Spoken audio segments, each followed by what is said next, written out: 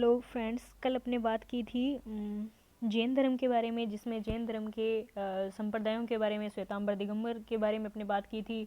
और जैन धर्म में जो महावीर स्वामी जो 24वें तीर्थंकर थे, उनके बारे में ऋषभदेव और आदिनाथ जो पहले तीर्थंकर थे, उनके बारे में बात की थी।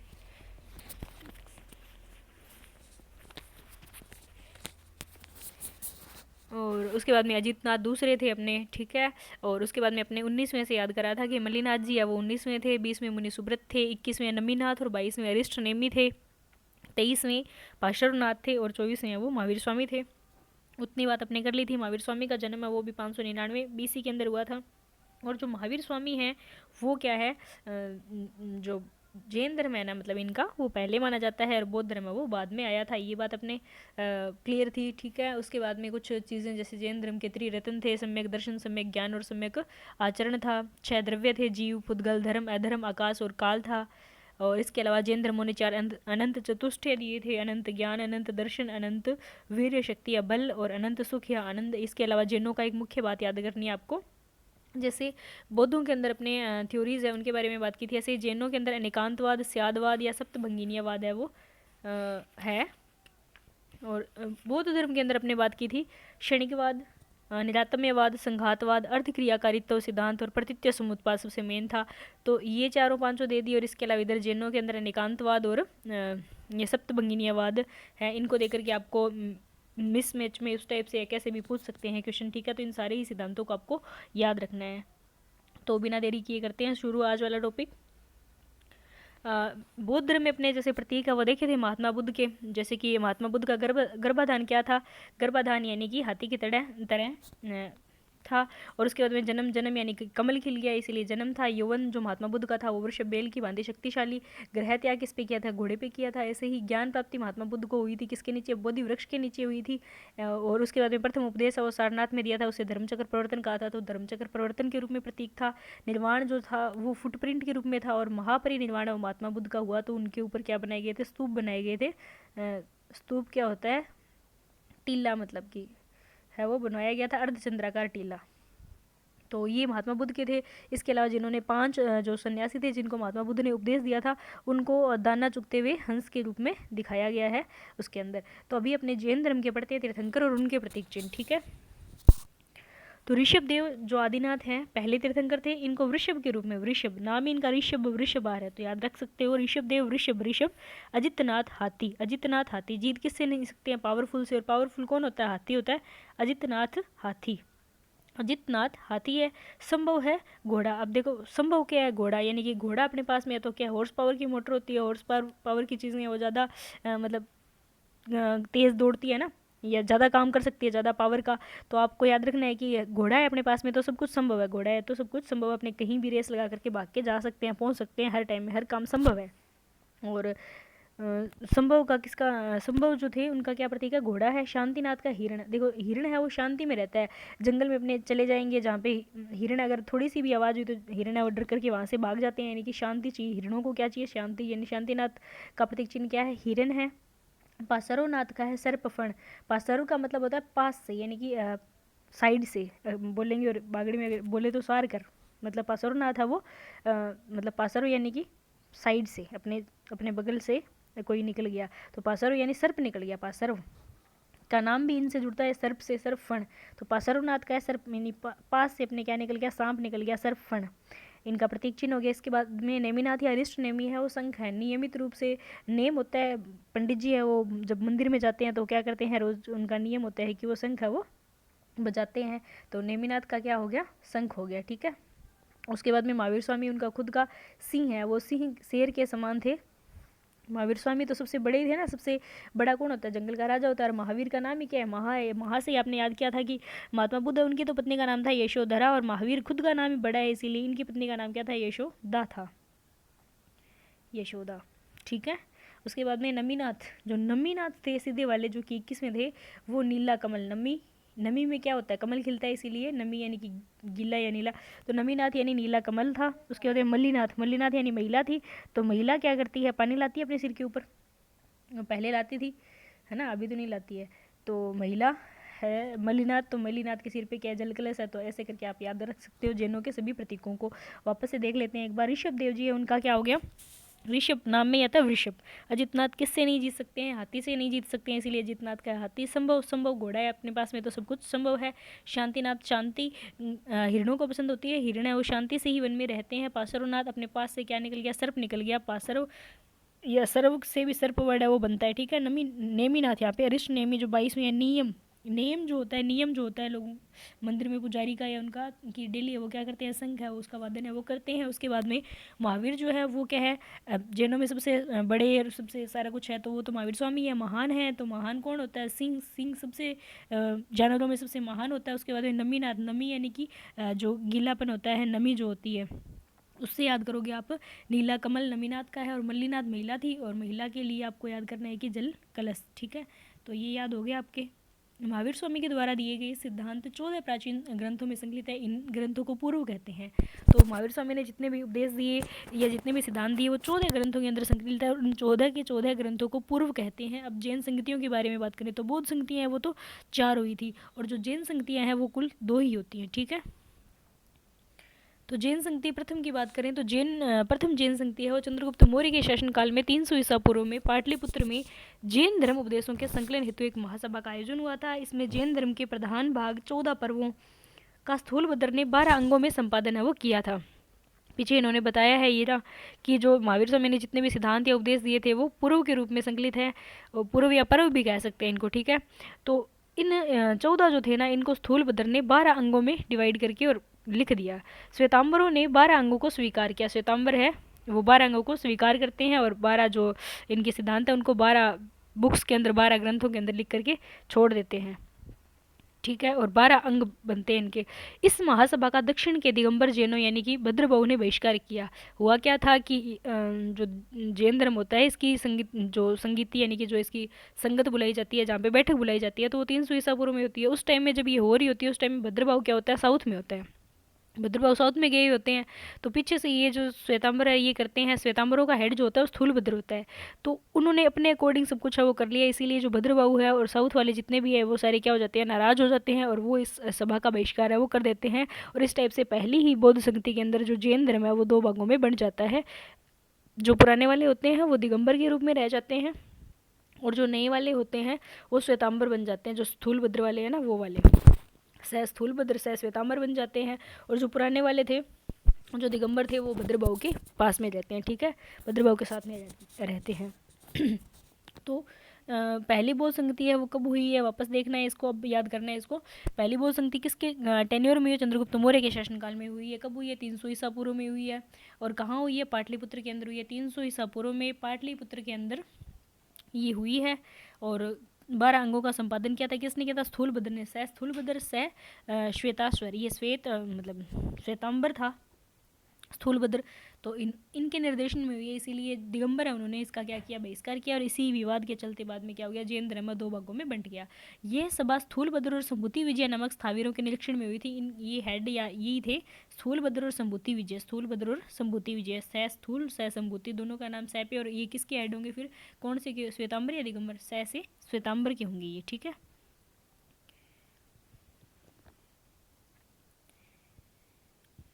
इसमें जैन धर्म श्वेतांबर दिगंबर में बंट गया। तो पहले ही बौद्ध संगति के अंदर जैन धर्म है वो 2 भागों में बंट जाता है, श्वेतांबर और दिगंबर में। दिगंबर साधु को शुल्लक ऐलक निग्रंथ कहा जाता था, तथा श्वेतांबर साधु को यति साधु और आचार्य कहा जाता था। दिगंबर साधु हैं उनको बस इनके नाम अलग अलग हैं कि उनको क्या कहते थे। दिगंबर है वो खुद को शुल्लक ऐलक निग्रंथ कहते थे, और श्वेतांबर है वो खुद को यति साधु और आचार्य कहते थे, ठीक है। शुल्लक दिगंबर साधु की दीक्षा संस्कार की आरंभिक अवस्था है। मतलब दिगंबर अगर कोई है साधु तो सबसे पहले वो दीक्षा लेता है तो शुल्लक कहलाता है। उसके बाद में और जब उसको ज्ञान मिल जाता है, दीक्षा मिल जाती है, तो वो ऐलक होता है। और लास्ट में जब वो निर्वाण जो प्राप्त कर लेता है उस टाइम में क्या हो जाता है, वो निग्रंथ हो जाता है, ठीक है। ऐसे श्वेतांबरों में यति साधु और आचार्य होता है, ठीक है। तो पहली बौद्ध संगति कब हुई है, 300 BC के अंदर कहाँ हुई है, पाटलिपुत्र में। टाइम में राजा कौन था, चंद्रगुप्त मौर्य था, ठीक है।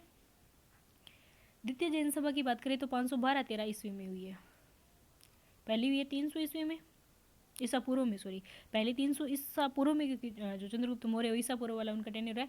और दूसरी जो होती है 512-13 ईस्वी में होती है, देवर्धि गणी क्षमा शर्मण के नेतृत्व में। यहाँ पे देवर्धि गण या फिर इसे क्षमा शर्मण भी कहते हैं, इसके नेतृत्व में होती है। दूसरी वाली जो पहली थी वो स्थूलभद्र और संभूति विजय के निर्देशन में होती है, जबकि दूसरी जो है देवर्षिगण क्षमा शर्मण के नेतृत्व में होती है। और यहाँ पे जो पहले में वंश था कौन सा था, मौर्य था, जिसमें राजा कौन था, चंद्रगुप्त मौर्य था।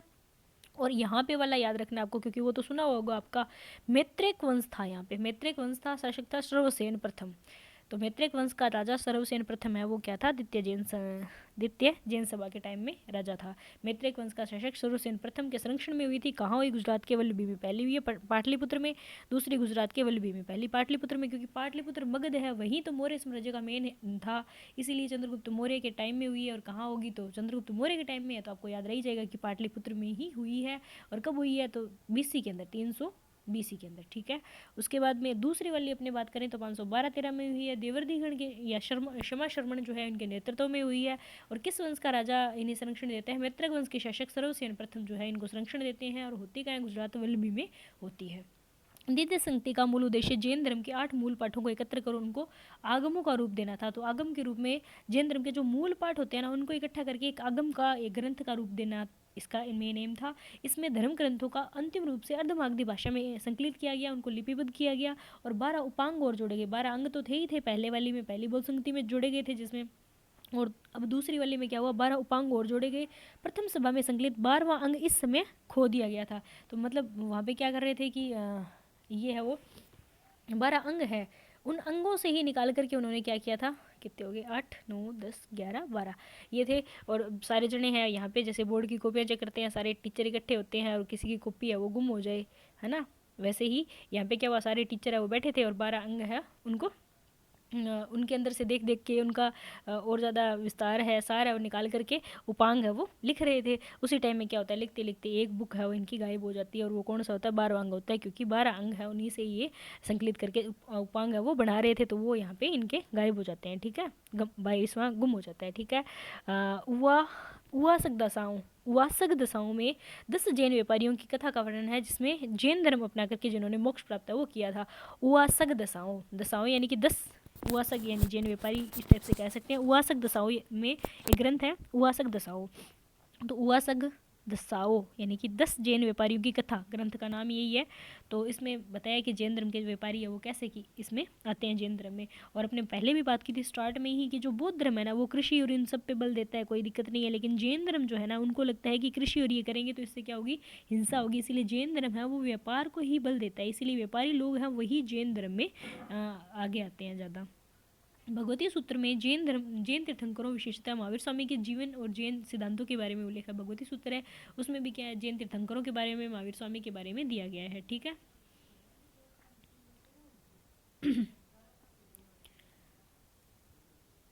आचारांग सूत्र और भगवती सूत्र में सबसे अधिक महत्वपूर्ण अंग है। आचारांग सूत्र और भगवती सूत्र ये सबसे महत्वपूर्ण अंग माने जाते हैं। अंग कितने हैं, 12 हैं, और उपांग भी कितने हैं, 12 है। 12वां अंग है वो दूसरी जो संगति हुई थी उस टाइम में गुम हो गया था इनसे।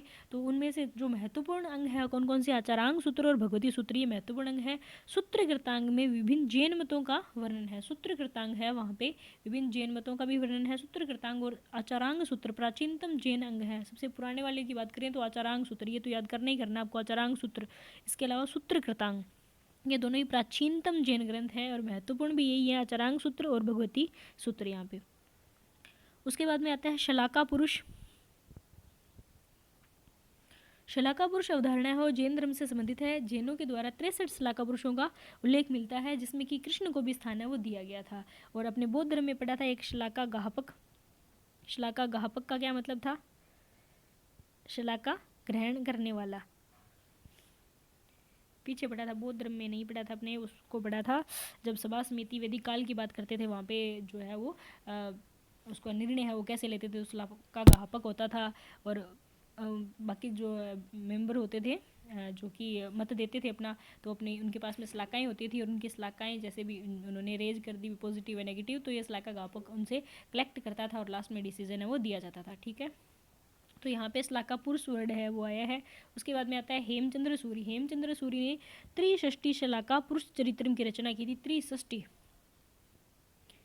त्रिषष्टि शलाका पुरुष चरित्रम बुक लिखी थी किसने, हेमचंद्र सूरी ने लिखी थी, जिसका परिशिष्ट परिशिष्ट पर्व के नाम से जाना जाता है। जिसका जो एक पार्ट है उसे परिशिष्ट पर्व के नाम से जाना जाता है। परिशिष्ट पर्व किसका है, सीधा भी पूछ सकते हैं, हेमचंद्र सूरी का परिशिष्ट पर्व, या पूछे कि हेमचंद्र सूरी का और कौन सा ग्रंथ है, ये नाम देके पूछ लेते हैं कि त्रिसृष्टि शलाका पुरुष चरित्र में वो किसका है, तो हेमचंद्र सूरी का है। परिशिष्ट पर्व है, ये तो कॉमन बात है, इसको याद करना ही आपको। प्राकृत भाषा में राम कथा के जैन रूपांतर पहुंचरियम का लेखक विमल सूरी था। अब जैनों ने रचना की थी वो प्राकृत भाषा में की थी, तो प्राकृत भाषा में राम कथा जो थी उसके जैनिज्म के अंदर रूपांतरण जो किया गया था वो उसके लेखक कौन थे, विमल सूरी थे, जिनका समय है वो प्रथम शताब्दी ईस्वी का है। अर्थात राम कथा यानी कि जो रामायण है उसको प्राकृत भाषा में लिखने का श्रेय है और पौंचरियम के रूप में किसे जाता है, तो विमल सूरी को जाता है। पौंचरियम जो रामायण है या राम कथा है उसको प्राकृत भाषा में लिखा गया, उसे पौंचरियम कहा गया, और किसने लिखा, विमल सूरी ने लिखा। उसके बाद में जैन कवि स्वयंभू या सत्य भूदेव ने 7वीं शताब्दी में पौंचरियम पदचरित्रम की रचना की और अपभ्रंश में की। ये अपभ्रंश में रामायण का जैन रूपांतरण है, तो फिर बाद में रामायण उसको अपभ्रंश के अंदर भी लिखते हैं जैन रूपांतरण करके, पौंचरियम को ही बाद में पदचरित्रम या पौंचरियम नाम से। तो जैन कवि स्वयंभू लिखते हैं और उससे पहले विमल सूरी है वो लिखते हैं प्राकृत भाषा में, और बाद में स्वयंभू है वो लिखते हैं अपभ्रंश भाषा में। ये अपभ्रंश में रामायण का जैन रूपांतरण है। स्वयंभू को अपभ्रंश का वाल्मीकि कहा जाता है, स्वयंभू है इन्हें अपभ्रंश का वाल्मीकि कहा जाता है। वाल्मीकि ने रामायण की रचना की थी, ऐसे ही स्वयंभू ने भी क्या कर दिया, अपभ्रंश के अंदर रामायण की रचना करती। अपभ्रंश भाषा का जो विकास है वो प्राकृत के बाद हुआ था। अपभ्रंश प्राकृत और आधुनिक भाषाओं के बीच की अवस्था है। अपभ्रंश भाषा का विकास है वो प्राकृत के बाद हुआ है। तो प्राकृत और प्राकृत के बाद में कौन सी आती है, अपभ्रंश। तो वैसे तो जैनों की मुख्य जो लैंग्वेज थी वो कौन सी थी, प्राकृत थी, लेकिन बहुत सारे जो ग्रंथ है वो अपभ्रंश में भी लिखे हुए हैं, और अपभ्रंश ये प्राकृत और आधुनिक भाषाओं के बीच की अवस्था है। आधुनिक यानी कि वर्तमान में जो हिंदी संस्कृत जो भी चल रही है वो वाली। उसके बाद में बात करें जैन वास्तुकला की, श्रवणबेलगोला कर्नाटक के अंदर चंद्रगिरी जो पहाड़ी है वहाँ पे गंग शासक राजमल चतुर्थ के मंत्री चामुंडा राय ने 983 में गौतमेश्वर बाहुबली जो प्रथम तीर्थंकर ऋषभदेव के पुत्र थे उनकी 57 फीट 17 मीटर 50 सेंटीमीटर ऊंची विशाल प्रतिमा का निर्माण है वो करवाया था। वो किसने करवाया था, श्रवणबेलगोला में। श्रवणबेलगोला में चंद्रगुप्त मौर्य ने भी संलेखना विधि के द्वारा शरीर अपना त्यागा था, याद होगा आपको, पीछे अपने पढ़ के आए हैं, है ना। और यहाँ पे क्या हुआ था, गंग शासक था एक राजमल चतुर्थ और उसका मंत्री था चामुंड राय। उसने क्या करा था, गौतमेश्वर का मंदिर है वो गौतमेश्वर की मूर्ति बनाई थी 57 फीट ऊंची। और ये गौतमेश्वर है वो कौन थे, तो पहले तीर्थंकर जो ऋषभदेव थे उनके बेटे थे। कौन, ये बाहुबली, गौतमेश्वर बाहुबली, ठीक है। गौतमेश्वर या बाहुबली का महामस्तकाभिषेक समारोह उसी समय से प्रति 12वें वर्ष वो मनाया जाता है। स्कंदगुप्त का है कहोम अभिलेख, किसका है, स्कंदगुप्त का है कहोम अभिलेख। इसमें जैन तीर्थंकरों की 5 प्रतिमाओं की स्थापना को उल्लेख मिलता है कि जैन तीर्थंकर है उनकी 5 प्रतिमाएं हैं वो बनाई गई, स्थापित की गई। ये प्रमाण कहाँ से मिलता है, स्कंदगुप्त के कहोम अभिलेख से मिलता है। इसके अलावा उदयगिरी विदिशा मध्य प्रदेश के बाघ गुफा से कुमारगुप्त प्रथम के समय का एक लेख है जिसके अनुसार शंकर नामक एक व्यक्ति ने जैन तीर्थंकर की मूर्ति का निर्माण है वो करवाया था। तो उदयगिरी की जो बाघ गुफा है वहाँ से कुमारगुप्त प्रथम के टाइम का यानी 425 ईस्वी का एक लेख मिलता है जिसके अनुसार बताया गया है कि शंकर नाम का एक व्यक्ति था, उसने जैन तीर्थंकर की मूर्ति है वो बनवाई थी। यानी कि यहाँ पे जैनों की जो मूर्ति पूजा वो स्टार्ट हो गई। अपने पीछे पड़ा था दिगंबर है वो मूर्ति पूजा को नहीं मानते थे, जो पुराने वाले थे। उसके बाद में जो श्वेतांबर होते हैं वो मूर्ति पूजा को मानते थे और मूर्तियां बनानी है तीर्थंकरों के शुरू कर दी थी। जैसे कि अपने बौद्ध धर्म में पढ़ करके आए थे कि हीनयानी है वो महात्मा बुद्ध है उनकी मूर्ति पूजा नहीं करते थे, उन्हें महापुरुष मानते थे, जबकि महायानी जो है उन्होंने मूर्ति पूजा शुरू की थी। ऐसे ही यहाँ पे क्या होता है कि कुमारगुप्त के टाइम में एक लेख लिखा हुआ उससे भी पता चलता है कि शंकर नाम का एक व्यक्ति था, उसने जैन तीर्थंकर की मूर्ति है वो बनाई थी। और ये जो प्रमाण अपने को मिलता है वो लेख कहाँ से मिलता है, उदयगिरी विदिशा मध्य प्रदेश से मिलता है, बाघ की गुफा से, ठीक है। बाघ की गुफाएं या जनता एलोरा की गुफाएं ये काफ़ी पॉपुलर है, इनको भी आगे अपने पढ़ेंगे। दिलवाड़ा के संगमरमर से निर्मित आदिनाथ मंदिर का निर्माण गुजरात के चालुक्य शासक भीमदेव प्रथम के सामंत विमल शाह ने 1031 में करवाया था। अब दिलवाड़ा के संगमरमर के अंदर दिलवाड़ा के अंदर क्या है, आदिनाथ का मंदिर है। ये किसने करवाया, भीमदेव के मंत्री विमल शाह ने करवाया था आदिनाथ का। यहाँ देलवाड़ा में ना 2 मंदिर बनते हैं, ठीक है, देलवाड़ा में 2 मंदिर बनते हैं, ठीक। तो एक तो पहला मंदिर होता है वो मंदिर होता है आदिनाथ का। पहले तीर्थंकर कौन थे, आदिनाथ थे, इसीलिए याद करना है कि आदिनाथ का पहला मंदिर है। अब आदिनाथ है पहले, आदि आदिनाथ ट्रिक के लिए इसको प्लीज़ अन्यथा मत लीजिए, मैंने याद करने के लिए सोचा, क्योंकि पेपर में जाके ना मैं तो हमेशा ही कंफ्यूज होती हूँ कि ये वाला वास्तुपाल तेजपाल ने बनाया था या वो वाला किसने बनाया था, है ना। इसीलिए मैंने ट्रिक बनाई है कि जो आदिनाथ है उसका कैसे याद करेंगे। आदिनाथ का बनाया था भीमदेव के सामंत विमल शाह ने, ठीक है, भीम और विमल शाह ने। तो ये मान सकते हो कि आदि बुढ़ी भीम ने क्या करा, विमल पान मसाला बोलो जुमा केसरी, है ना, वो वाली बॉयज़ समझ सकते हैं इसको। तो ये वाली खा करके और कहा कि मंदिर बना देते हैं ना आदिनाथ, आदि पूड़ी खा करके। और इसको धर्म पे बिल्कुल ही मत लेना कृपया, क्योंकि मैंने ट्रिक के लिए इसको अप्लाई किया है कि मैंने जैन धर्म के बारे में ऐसा सोचा होगा, है ना। आदिनाथ जो मंदिर है उसको कैसे याद करेंगे अपने कि आदि पूड़ी खा करके भीम ने क्या बोला, आदि विमल खा करके बोला बोलो जुबा केसरी भीम ने, ठीक है, आदि।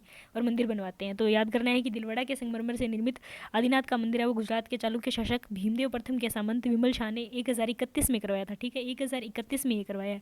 उसके बाद में दूसरा जो मंदिर है वो किसका है, 22वें तीर्थंकर का है, कौन, नेमिनाथ, जो 22वें थे, ठीक है। अब इनका कैसे याद करना है, वास्तुपाल है और तेजपाल है। तेजपाल का मतलब तेज, यानी कि ज़्यादा ज़्यादा, मतलब कोई भी चीज़। नेमी, नेमी क्या है, मतलब जैसे खाने में कईयों की आदत होती है कि उनका नियम ही होता है कि खाने में सब्जी में चाहे कितना भी नमक कम हो या नहीं हो, उनको डालना ही होता है कि एक बार तो थोड़ा सा डालना ही है। तो तेज़ नमक अपने को आदत होती है खाने में, नियम होता है अपना कि लेना ही है, तो वो वैसे आदत पड़ जाती है कि तेज़ नमक है वो लेना ही लेना है, तो इसको वैसे याद करेंगे अपने तेजपाल। वास्तुपाल, तेजपाल, नेमिनाथ, तो नियम है कि तेज नमक ही लेना है। तो तेजपाल वास्तुपाल ने नेमिनाथ का मंदिर बनवाया है और आदिनाथ मंदिर है वो किसने बनाया, विमल शाह ने, ठीक है। अब वास्तुपाल तेजपाल ने कब बनाया, 1230 में, तो इसको भी अपने याद करेंगे। ये ऊपर वाला तो था 1031 में, और इसका सेम मिलता जुलता है कब, ये वाला 1230 में। तो ये मतलब इसके देखो आप आंकड़े हैं वो सेम मिल रहे हैं। अब एक्सप्लेन नहीं कर सकती कि कैसे इसको आगे पीछे करना है ना। रणकपुर पाली राजस्थान के जैन मंदिर है, यहाँ पे प्रसिद्ध है, आपको पता ही है रणकपुर पाली के जैन मंदिर। ओसिया जोधपुर का महावीर स्वामी का जैन मंदिर है वो भी बहुत प्रसिद्ध है। ओसिया के जैन मंदिर, रणकपुर पाली के जैन मंदिर, देलवाड़ा के मंदिर, देलवाड़ा में 2 मंदिर आते हैं, एक नेमिनाथ 22वें तीर्थंकर का मंदिर 1230 में, एक आदिनाथ का मंदिर 1031 में, ठीक है। उसके बाद में काठियावाड़ गुजरात की गिरनार या पालीताना पहाड़ियों के अंदर जैन मंदिर भी मिलते हैं, गुजरात के अंदर भी मिलते हैं। गुजरात के अंदर है ना ये जैन धर्म है, इसका बहुत ज़्यादा प्रचार प्रसार है वो हुआ है, ठीक है। तो काठियावाड़ गुजरात की गिरनार और पालीताना पहाड़ियों के ऊपर जैन मंदिर में मिलते हैं। इनमें गिरनार का नेमिनाथ का मंदिर बहुत ज़्यादा प्रसिद्ध है। गिरनार का संबंध जैन साहित्य में तीर्थंकर नेमिनाथ से बताया जाता है कि गिरनार में नेमिनाथ ने तपस्या वगैरह वो की थी, और गिरनार के अंदर किसका मंदिर है, नेमिनाथ का ही मंदिर है, ठीक है। तो करते हैं रिपीट पेज को। अपने प्रतीक चिन्ह के रूप में देखा था कि इनको कैसे पूजा जाता है तीर्थंकरों को, तो ऋषभ, ऋषभ यानी वृषभ वर्ड आता है, इसीलिए वृषभ हो गया। अजितनाथ, जीत नहीं सकते किससे, हाथी से, पावरफुल बहुत ज़्यादा होता है। संभव, असव है, घोड़ा है अपने पास में तो सब कुछ क्या है, संभव है। शांति किसको चाहिए, हिरण को चाहिए। पासरोनाथ, पास से क्या निकल गया, सर्प निकल गया। नेमिनाथ, नियम है कि अपने रोज शंख बजाएंगे। और वास्तुपाल तेजपाल में याद करना है कि नियम है कि रोज ही अपने तेज नमक है वो लेंगे। फिर महावीर है वो सिंह है, सबसे बड़े वही है। नमीनाथ, नमी, नमी में कौन खिलता है, कमल खिलता है, इसीलिए नमीनाथ हो गए। उसके बाद में मल्लीनाथ जो है वो महिला थी, इसीलिए जल कलश है उनका, याद कर लेंगे अपने। 14 इनके ग्रंथ थे, पहले इनको पूर्व कहा गया था, और पहली जैन संगीति जब हुई थी उसको उनको ग्रंथों को 12 अंगों के रूप में संकलित किया गया था। पहली संगीति है किसके काल में हुई थी, चंद्रगुप्त मौर्य के काल में हुई थी। कब हुई थी, 300 ईसा पूर्व में हुई थी। कहाँ हुई थी, तो चंद्रगुप्त मौर्य है तो ये कहाँ का शासक था, राजगृह बिहार, पाटलिपुत्र पटना का, इसीलिए पाटलिपुत्र में हुई थी। और इसके अंदर क्या हुआ था, 14 पूर्व जो है पर्व जो है इनको 12 अंगों में बनाया गया था। और श्वेतांबर जो है इन्होंने इसका मतलब संचालन है वो किया था इस समिति का, संगीति का, इसीलिए स्थूलभद्र है वो हेड होते हैं इसके, ठीक है। और जबकि दिगंबर होते हैं वो इसका बहिष्कार है वो करते हैं। दिगंबरों का हेड कौन होता है, भद्रबाहु होता है। और यहाँ पे स्थूलभद्र और सुमति विजय है वो इसका निरीक्षण वगैरह करते हैं, यानी कि इसका संचालन है वो करते हैं। उसके बाद में इस टाइप से प्रथम वो जैन संगीति के अंदर ही जैन ये धर्म जो है वो श्वेतांबर और दिगंबर 2 भागों में बन जाता है। दिगंबर यानी कि जिनकी दिशाएं अंबर है, जो कपड़े धारण नहीं करते हैं। श्वेतांबर जो श्वेत वस्त्र धारण करते हैं। दिगंबर जो साधु थे वो खुद को शुल्लक, ऐलक और निग्रंथ करते थे। शुल्लक पहले शुल्लक होते थे, उसके बाद ऐलक बन जाते थे, और ज़्यादा उनको ज्ञान हो गया तो निग्रंथ बन जाते थे। ऐसे श्वेतांबर जो साधु थे वो खुद को यति साधु और आचार्य कहते थे। शुल्लक दिगंबर साधु की दीक्षा संस्कार की आरंभिक अवस्था होती थी। अपने बात कर लिया कि पहले शुल्लक बनता था, फिर वो ऐलक कहलाता, फिर निग्रंथ कहलाता था। उसके बाद में बात करें द्वितीय जैन महासभा की, तो 512-13 में देवर्धि गण जो था, या क्षमा शर्मण जिन्हें बोलते हैं, उनके नेतृत्व में मैत्रेक वंश का शासक था श्रवसेन प्रथम। उनके संरक्षण में मैत्रक वंश का शासक कौन था? शोषण प्रथम कहाँ का था? गुजरात का। तो गुजरात के वल्लभी के अंदर दूसरी जैन संगति होती है और इसका उद्देश्य क्या था? जैन धर्म के जो मूल पाठ है ना उनको आगम के रूप में संकलित करना। अर्धमागधी भाषा के अंदर इनको संकलित किया गया और इनके अंदर 12 उपांग वो भी जोड़े गए और 12वां इस टाइम में गुम हो गया था। उसके बाद में एक ग्रंथ है उवासक दसाओ। दसाओ यानी कि 10 जैन व्यापारियों की इसमें कथा दी गई जिन्होंने कि जैन धर्म उसको अपनाया और मोक्ष प्राप्त किया। इसके अलावा भगवती सूत्र जैन तीर्थंकरों महावीर स्वामी और इनके बारे में वर्णन है वो करता है, भगवती सूत्र जो ग्रंथ है वो। उसके बाद में आचारांग सूत्र और भगवती सूत्र है जो ये सबसे महत्वपूर्ण अंग है। सूत्र कृतांग में विभिन्न जैन मतों का वर्णन है। सूत्र कृतांग और आचारांग सूत्र प्राचीनतम जैन अंग है। श्लाका पुरुष अवधारणा जैन धर्म से संबंधित है। जैनों के द्वारा 63 श्लाका पुरुषों का उल्लेख मिलता है जिसमें कृष्ण को भी स्थान दिया गया है। हेमचंद्र सूरी ने त्रिषष्टि श्लाका पुरुष चरित्रम की रचना की जिसका परिशिष्ट पर्व के नाम से जाना जाता है। तो हेमचंद्र सूरी का ग्रंथ परिशिष्ट पर्व या त्रिषष्टि श्लाका पुरुष चरित्रम है। प्राकृत भाषा में राम कथा के जैन रूपांतर पौमचरियम का लेखक विमल सूरी था जिनका समय प्रथम शताब्दी का है। राम कथा का प्राकृत भाषा में जैन रूपांतरण जिसने किया था क्या नाम था? ग्रंथ का नाम है पौमचरियम और लिखा था विमल चंद्र सूरी ने या विमल सूरी ने। इसके अलावा एक और है स्वयंभू। स्वयंभू जो है वो अपभ्रंश के अंदर जो प्राकृत के बाद में डेवलप लैंग्वेज होती है अपभ्रंश, उसके अंदर 7वीं सदी में पौमचरियम यानी कि रामायण है उसका जैन रूपांतरण करते हैं और इसीलिए स्वयंभू को अपभ्रंश का वाल्मीकि है वो कहा गया है। अपभ्रंश भाषा का विकास प्राकृत के बाद हुआ था। जैन वास्तुकला की बात करें तो जैनों के जो मंदिर वगैरह हैं वो कहाँ बने हुए हैं? एक श्रवणबेलगोला कर्नाटक के अंदर चंद्रगिरी पहाड़ी है। यहाँ पे गंग शासक था एक राजमल्ल चतुर्थ। उसने क्या करा? अपने मंत्री चामुंडराय को बोला और उसने क्या करा? 983 के अंदर गौतमेश्वर बाहुबली, ये कौन थे? ऋषभदेव जो पहले तीर्थंकर थे ना उनकी मूर्ति है वो बनवाई थी। कितनी ऊंची थी? ये 57 फीट है वो ऊंची थी। और गौतमेश्वर बाहुबली इनका महामस्तकाभिषेक है वो उसी दिन से बाद में क्या हुआ कि हर 12वें साल है वो किया जाता है। उसके बाद में स्कंदगुप्त का जो कहुम अभिलेख है उससे भी जैन तीर्थंकरों की 5 प्रतिमाओं के बारे में पता चलता है। उसके बाद में उदयगिरी का जो मध्य प्रदेश की उदयगिरी का लेख है किसका है? ये कुमारगुप्त प्रथम के टाइम का है। उससे भी पता चलता है कि शंकर नाम का व्यक्ति है उसने जैन तीर्थंकर है उनकी मूर्ति का निर्माण है वो किया था। उसके बाद में दिलवाड़ा के संगमरमर से निर्मित आदिनाथ मंदिर का निर्माण गुजरात के चालुक्य शासक भीमदेव प्रथम के सामंत विमल शाह ने किया था 1031 में। याद रह जाएगा आपको आदिनाथ विमल, ठीक है। फिर आता है वास्तुपाल और तेजपाल। वास्तुपाल और तेजपाल ने तेज किया है नियमित रूप से अपने नमक डालेंगे इसलिए नेमिनाथ का मंदिर है वो बनाया था 1230 में। रणकपुर पाली के जैन मंदिर प्रसिद्ध है। ओसिया का जोधपुर के जैन मंदिर प्रसिद्ध है। इसके अलावा काठियावाड़ गुजरात में गिरनार और पालीताना जो पहाड़ियाँ हैं यहाँ पे जैन मंदिर मिलते हैं जिसमें गिरनार जो पर्वत है ये नेमिनाथ जी के लिए प्रसिद्ध है, ठीक है। इसके अलावा कुछ और जैसे कि उड़ीसा के पुरी जिले के अंदर उदयगिरी खंडगिरी में सबसे प्राचीन 35 जैन गुफाएं मिली हैं जो ईसा पूर्व 2री शताब्दी के आसपास की हैं और यहीं से कलिंग नरेश खारवेल का हाथी गुम्फा अभिलेख है वो मिला है। तो कलिंग राज खारवेल का कौन सा था? हाथी गुम्फा अभिलेख है वो था। और ये जो है यहाँ पे ही जैन गुफाएं वो मिली है उदयगिरी खंडगिरी के अंदर 35 जैन गुफाएं और यहीं से कलिंग नरेश खारवेल का हाथी गुम्फा अभिलेख वो मिला है। उदयगिरी से रानी गुम्फा, व्याघ्र गुम्फी, गणेश गुम्फा, हाथी गुम्फा की गुफाएं भी मिली है। गुम्फा यानी कि गुफा ही है। जबकि खंडगिरी से नवगिरी गुम्फा, अनंत गुम्फा है ये मिली है। शत्रुंज पहाड़ी पर 500 जैन मंदिर मिले हैं। यहाँ पालीताना जैन मंदिर प्रसिद्ध है। पालीताना का जैन मंदिर प्रसिद्ध है। खजुराहो के भी जैन मंदिर है। खजुराहो मध्य प्रदेश में है एक्चुअल में तो। और राजस्थान का खजुराहो किसे कहा जाता है ये आपको बताना है। या बता दूं कि राडू बाड़मेर को राजस्थान का खजुराहो कहा जाता है और राजस्थान का मिनी खजुराहो है वो भंडदेवरा बारा को कहा जाता है। इसके अलावा एक उदयपुर के अंदर भी जगदम्बिका है। 10वीं 11वीं शताब्दी के जैन मंदिर है वो मिले हैं खजुराहो मध्य प्रदेश में। 10वीं 11वीं शताब्दी की, ये इंपॉर्टेंट है क्योंकि आपको टाइम दे के भी पूछ सकता है कि कब के हैं ये मंदिर जो हैं जैन मंदिर हैं वो खजुराहो के 10वीं 11वीं शताब्दी के हैं। एलोरा से भी कुछ जैन गुफाएं मिली हैं। एलोरा महाराष्ट्र, जनता महाराष्ट्र जो गुफाएं हैं एलोरा से भी जैन गुफाएं मिली है। इसमें इंद्र सभा की गुफा प्रसिद्ध है। इंद्र सभा की गुफा कहाँ से मिली है? एलोरा से मिली है। अबुर्दगिरी आबू, स्तुरंजगिरी, चंद्रगिरी, उर्जंतगिरी जैनों के पावन स्थल है यानी पवित्र स्थल माने जाते हैं। अबुर्दगिरी आबू के अंदर स्तुरंजगिरी, चंद्रगिरी, उर्जंतगिरी। पारसनाथ, पावापुरी, राजगृह से भी जैन स्थापत्य के उदाहरण मिले हैं। पारसनाथ की गुफा है पावापुरी में जहाँ पे उनकी डेथ है वो हुई थी और राजगृह यहाँ से भी जैनों के मतलब स्थापत्य कला है वो उनका विकास किया हुआ है। उसके बाद में चक्रेश्वरी देवी और सचिया देवी जैन धर्म की प्रमुख देवियां हैं। कांसे की प्राचीनतम जैन मूर्तियां चौसा से प्राप्त हुई है। कांसे की प्राचीनतम जैन तीर्थंकर की मूर्तियां कहाँ से मिली है? चौसा से मिली है। कांसे की बनी हुई थी जो जैन धर्म में लिच्छवियों का राजधर्म था। लिच्छवी जो थे, वैशाली के लिच्छवी जो थे, जैन धर्म उनका राजधर्म था। उन्होंने अपना राजधर्म किसे घोषित किया था? वैशाली के लिच्छवियों ने जैन धर्म को। सिंधु सोवीर के शासक उदयन ने महावीर की चंदन काष्ठ प्रतिमा है वो बनाई थी। किसने? उदयन ने बनवाई थी चंदन काष्ठ प्रतिमा, इनकी लकड़ी से, चंदन की लकड़ी से बनी हुई प्रतिमा है वो बनवाई थी। राजकुमार अभय को महावीर स्वामी ने जैन धर्म में दीक्षित किया था। पर्युषण पर्व जैन धर्म से संबंधित है। ये करना है कि पर्युषण पर्व किससे संबंधित है? जैनों से।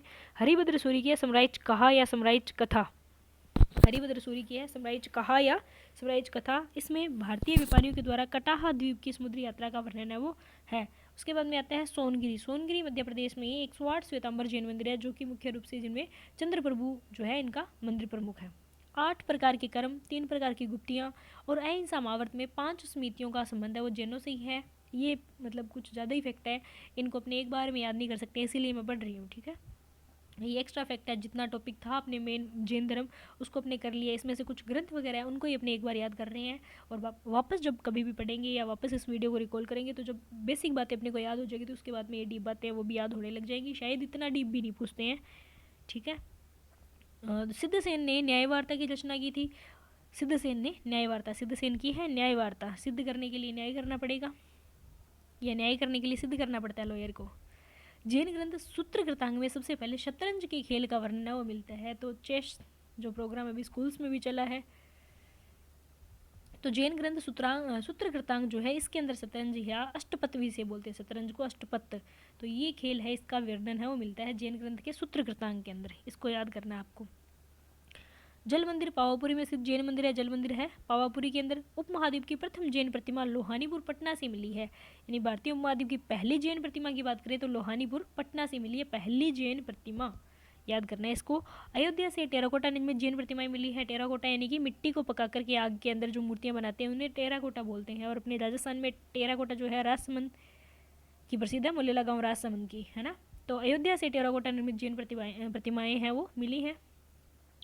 कौशाम्बी उत्तर प्रदेश में बौद्ध और जैन दोनों की प्रसिद्ध तीर्थस्थलीय कौशाम्बी को माना जाता है। जैनियों के द्वारा अपनाई गई पारंपरिक मृत्यु क्रियाएं निषिद्धि कहलाती थी। और कुचक्र जैन धर्म का संप्रदाय है। कुचक्र है वो एक जैन धर्म का संप्रदाय है। कुचक्र वैसे नहीं है ये कि गलत चक्कर या उस टाइप से।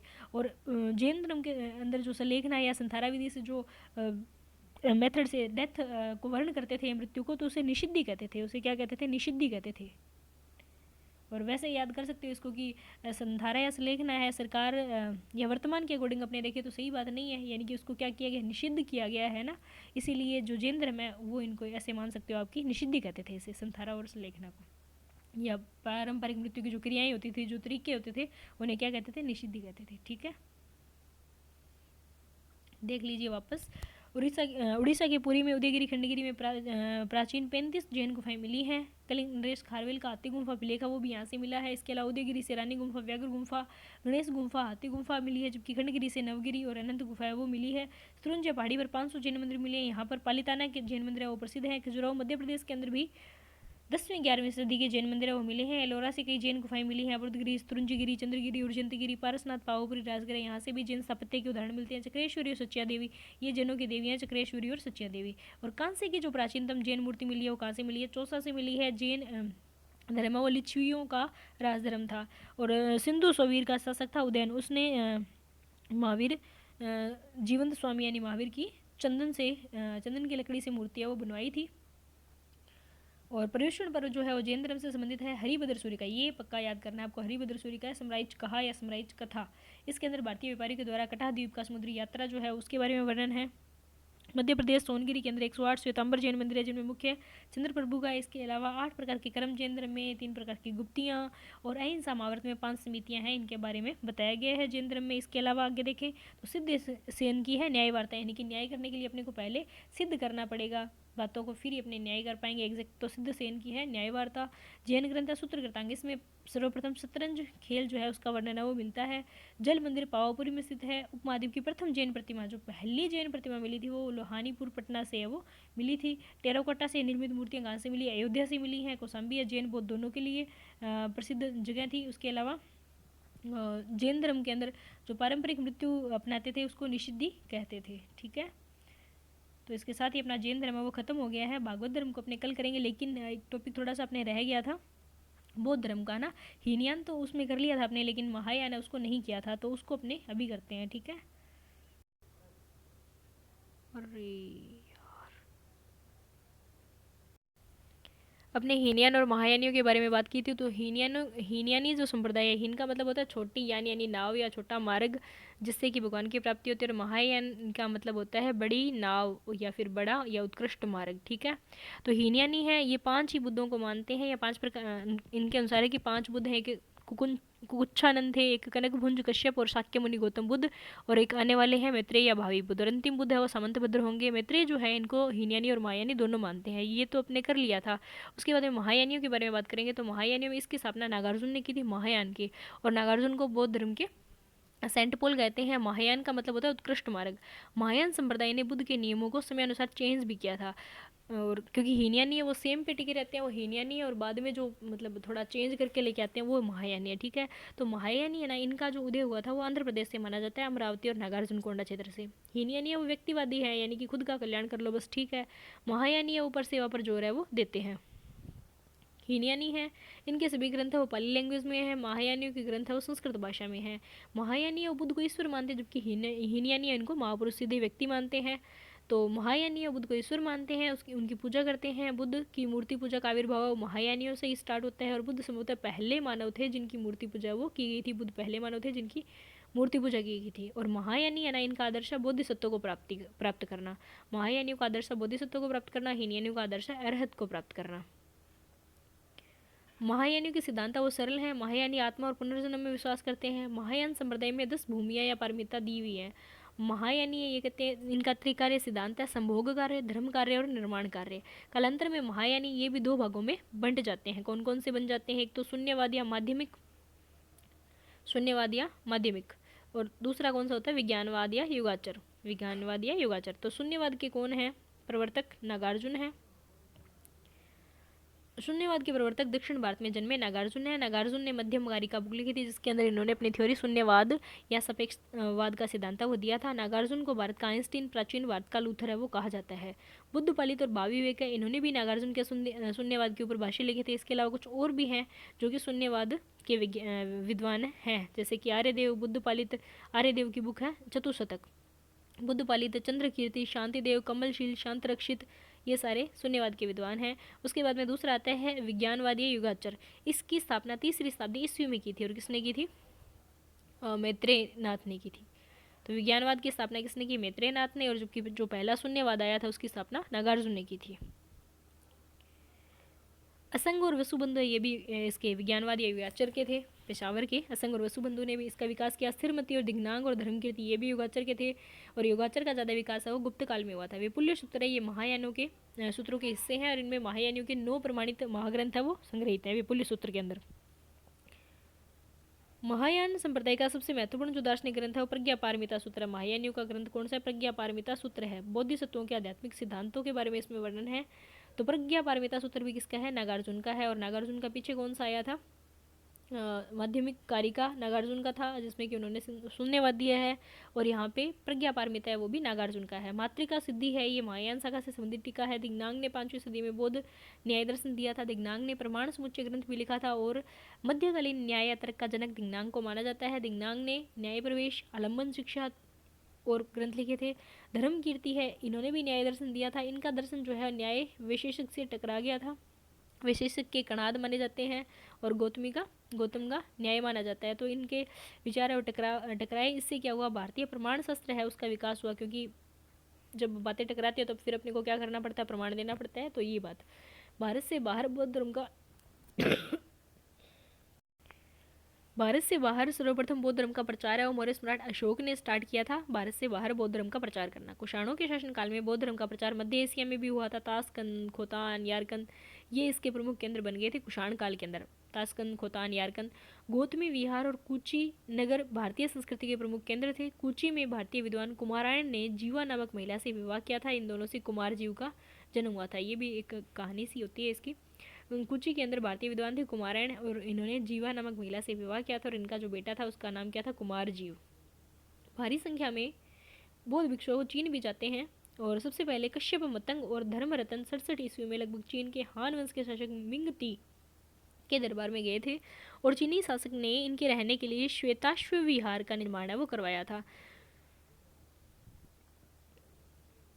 तो चीन है वो कौन जाते हैं सबसे पहले, कश्यप मतंग या मातंग, कश्यप मातंग और धर्मरत्न है ये जाते हैं 67 ईस्वी के आसपास में, जब चीन के अंदर हान वंश का शासन है वो होता है, और हान वंश का जो राजा होता है मिंगती होता है, इनके दरबार में जाते हैं और ये इनके रहने के लिए क्या करते हैं, यहाँ पे श्वेताश्व विहार है उसका निर्माण करते हैं। बाद में धर्मरत्न कुमार जी जो कि इनका बेटा था जीवाकार इनका, वो और बोधिधर्म गुणवर्मा ये विद्वान है वो 5वीं 6वीं शताब्दी में चीन जाते हैं। धर्मरत्न कुमार जी, बोधिवर्म और गुणवर्मा।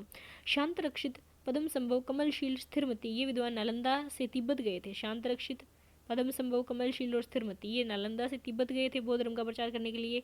शांत रक्षित को तिब्बत का महापुरोहित वो बनाया गया था। ये पेपर में पीछे आया हुआ है कि शांत रक्षित दे दिया। इसके अलावा महेंद्र और इनकी पुत्री जो थी संघमित्रा, इनके और कहाँ कहाँ गए थे ये, ठीक है, इनको मिलान करने के लिए आता है। तो शांत रक्षित है ये कहाँ जाते हैं, तिब्बत जाते हैं, और स्थिरमती ये भी तिब्बत जाते हैं। शांत रक्षित को तिब्बत का महापुरोहित बनाया गया। इसने ही बौद्ध धर्म को तिब्बत का राजधर्म बनाया था। जैसे वैशाली का राजधर्म क्या था, जैन धर्म था, ऐसे ही वैशाली के लिच्छवियों का, ऐसे ही यहाँ पे तिब्बत का जो राजधर्म है वो इनका ये बौद्ध धर्म है वो उसको बनाते हैं शांत रक्षित। तिब्बत में प्रथम बौद्ध मठ है वो इन्होंने ही बनाया था। अमोघ वज्र ये भी नामक भिक्षु है, ये भी चीन गया था। 8वीं शताब्दी में भारतीय बौद्ध पद्म संभव ने चीन में लामा धर्म या वज्रयान की स्थापना की थी। ये किसने की थी, पद्म संभव ने की थी, इसको आपको याद रखना है पक्का। 8वीं शताब्दी के अंदर पद्म संभव है वो चाइना जाते हैं और वहाँ पे लामा धर्म है वो स्थापित करते हैं, या जिसे वज्रयान भी कहते हैं। और इसी के चलते अपने बाद में जो ये बौद्ध धर्म के दलाई लामा, जिनका नाम आप जानते हो, तो ये वहीं से रिलेटेड है, ठीक है। इसके अलावा भी कुछ फैक्ट जो बौद्ध धर्म के दिए हुए इस पेज पे वो उसको भी देख लेते हैं, उनको भी। तो 11वीं शताब्दी में दीपंकर शिज्ञान जिन्हें अतिशय भी कहा जाता है ये तिब्बत जाते हैं। दीपंकर शिज्ञान जिन्हें अतिशय भी कहा जाता है। अशोक के धर्म प्रचार की बदौलत श्रीलंका वासियों ने बौद्ध धर्म ग्रहण कर लिया था। अशोक ने धर्म प्रचार किया था साउथ के अंदर अपने संघमित्रा और बेटी महेंद्र और बेटे महेंद्र और बेटी संघमित्रा को भेजा था अशोक ने। तो यहाँ पे श्रीलंका वासी ये भी बौद्ध धर्म अपना लेते हैं। श्रीलंका में ही त्रिपिटकों को पहली बार लिपिबद्ध किया गया था। त्रिपिटकों को पहली बार कहाँ लिखा गया था, श्रीलंका में ही लिखा गया था। त्रिपिटक यानी 3 टोकरी, सुत पिटक, विनय पिटक और अभिधम पिटक। श्रीलंका के अलावा बर्मा, मलय प्रायद्वीप, सुमात्रा, जावा, श्याम, थाईलैंड, कंबोज, कंबोडिया और अनाम में भी बौद्ध धर्म और भारतीय संस्कृति का प्रचार हुआ था। कंबोडिया को चीनी भाषा में फुनान कहा जाता है। कंबोडिया को चीनी भाषा में क्या कहते हैं, फुनान कहते हैं। तो श्रीलंका के अलावा बौद्ध धर्म कहाँ कहाँ फैला था, बर्मा के अंदर, मलय प्रायद्वीप, सुमात्रा, जावा यानी कि वर्तमान का इंडोनेशिया, श्याम वर्तमान थाईलैंड, कंबुज यानी कि वर्तमान कंबोडिया, और कंबोडिया को उस टाइम में चीनी भाषा में वहाँ पे फुनान कहा जाता था। और अन्नाम जो यहाँ पे भी बौद्ध धर्म वो फैला था। दक्षिण पूर्व एशिया में जावा इंडोनेशिया का बोरबुदार स्थित बौद्ध स्तूप है, विश्व का सबसे विशालतम स्तूप है, इसको याद करना पक्का। जावा इंडोनेशिया के अंदर कौन सा स्तूप है, बोरबुदार स्तूप है, ये बौद्ध धर्म का सबसे विशाल स्तूप है, बोरबुदार स्तूप। बोरबुदुर या बोरबुदार स्तूप जो है ये विश्व का सबसे बड़ा विशाल स्तूप है। इसका निर्माण शैलेंद्र राजाओं ने करवाया था। पीगू या ब्रह्मा में बुद्ध का आनंद मंदिर है वो दिया गया है। पीगू या ब्रह्मा में बुद्ध का आनंद मंदिर है। तो ये दोनों ही आते हैं। यहाँ पे एक ना टेन्योर नहीं दिया हुआ शायद इसमें, या आगे आएगा या फिर आपको सर्च करना होगा इसका। ये भी पूछ सकते हैं कि कब निर्माण करवाया था ना, तो इसको भी याद करना है आपको कि शैलेंद्र राजाओं ने निर्माण करवाया था। किसका निर्माण करवाया था, जावा इंडोनेशिया के बोरबुदार स्तूप का निर्माण करवाया था। और ये विश्व बौद्ध धर्म स्तूप विश्व का सबसे विशाल स्तूप है। और निर्माण किसने करवाया, शैलेंद्र राजाओं ने। कब करवाया ये आपको सर्च करना है, ठीक है। और पिगु यानी बर्मा के अंदर भी आनंद मंदिर है महात्मा बुद्ध का। आचार्य वसुबंधु ने बौद्ध धर्म के प्रचार के लिए 4वीं सदी में नेपाल की यात्रा की थी। वसुबंधु कहाँ गए थे, नेपाल गए थे। वसुबंधु नेपाल गए थे।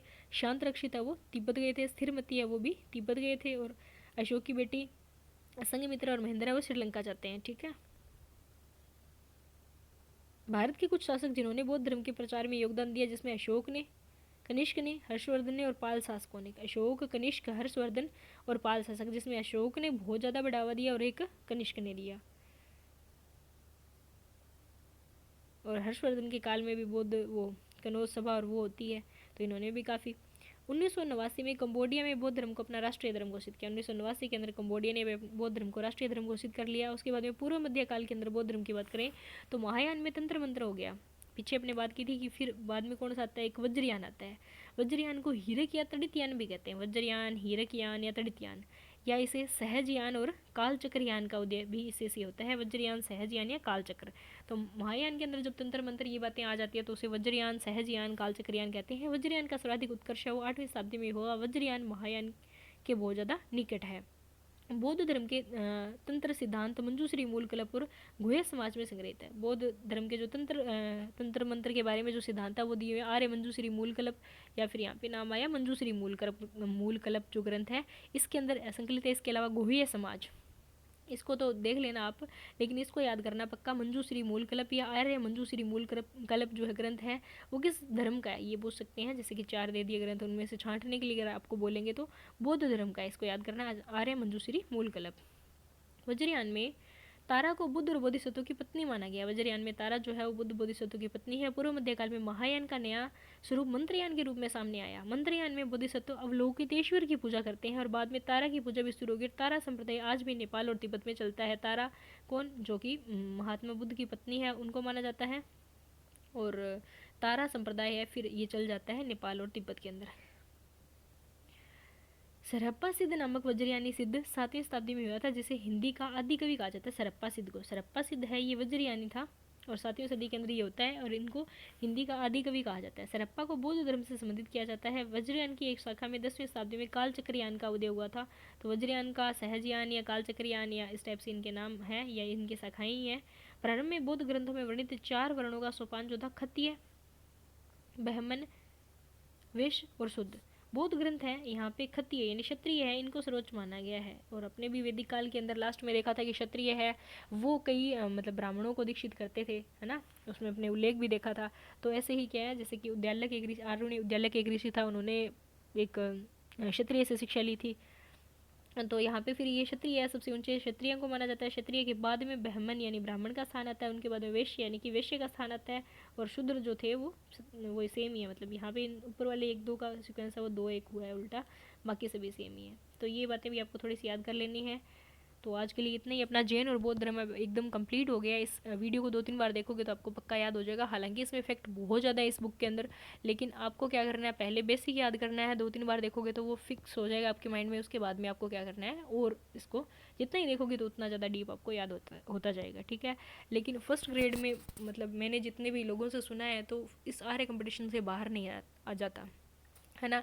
ऐसे बुक्स पढ़ने से तो मतलब कोई वो नहीं है, कितने भी पढ़ सकते हैं अपने, क्योंकि अपने जीव नहीं दापता है जब तक कि बहुत सारी किताबों का ढेर अपने पास में नहीं होता है। लेकिन एक ही बुक से अगर अपने जितनी बार पढ़ेंगे तो वो बहुत ही अच्छी बात है और बहुत ज़्यादा अपने को याद होगा, फ़ायदा उसका ही है। बाकी आपकी मर्जी है, लेकिन कृपया इसको ध्यान से 2-3 बार तो ज़रूर ही देखना है ना। तो ठीक है, आज के लिए इतना ही।